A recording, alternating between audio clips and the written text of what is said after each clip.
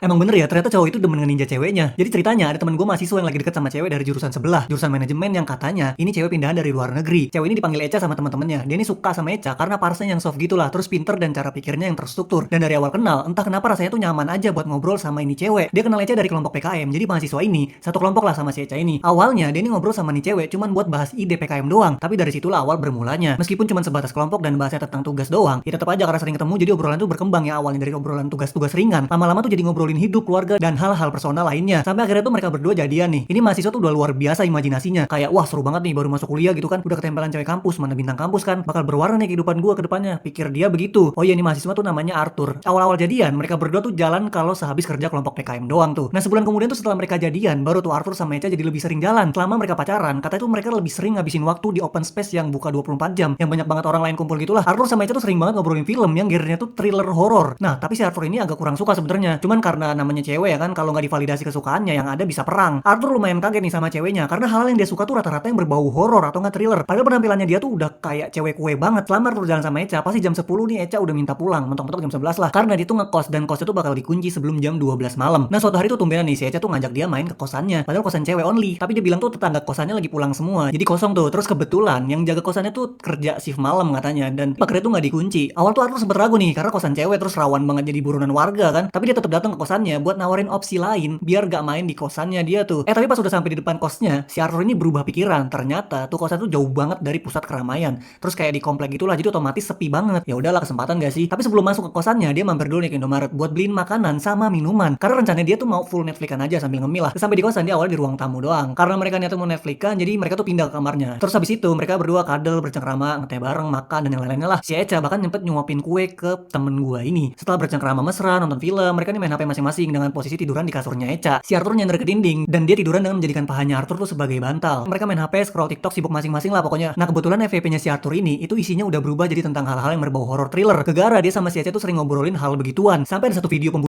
di malam Halloween di luar negeri gitu. Temen gue ini mikirnya cuma berita lama yang mau dinaikin lagi. Tapi di TikToknya dia tuh 3 video serupa bahas video yang sama mulu. Sampai ada satu media berita yang akhirnya bikin dia percaya kalau itu bukan settingan. Kasus itu tentang pembunuhan dan si pelaku tuh sampai hari ini katanya masih buron. Cewek muda yang membunuh laki-laki yang katanya tuh adalah guru besar di kampusnya sama mantannya dia. Jadi 2 orang tuh yang dibunuh. Arthur nonton itu dengan mata yang hampir gak berkedip. Dia sampai ngecek ke Google dan dia mendapatkan sesuatu dari situ yang bikin dia tuh gak sanggup buat nerusin buka HP dan lebih milih buat tidur berharap waktu cepet pagi. Nah, besoknya gue yang lagi masak telur buat makan siang, ada yang gedor-gedor pintu rumah gue dan ternyata itu ceweknya si Arthur. Dia kebingungan nyari cowoknya yang ternyata pagi tadi tuh udah gak ada di kasur dan kontaknya tuh udah gak bisa dihubungin lagi. Ya udah lah ya, karena gue liat nih cewek capek banget jadi gue ajak mampir aja.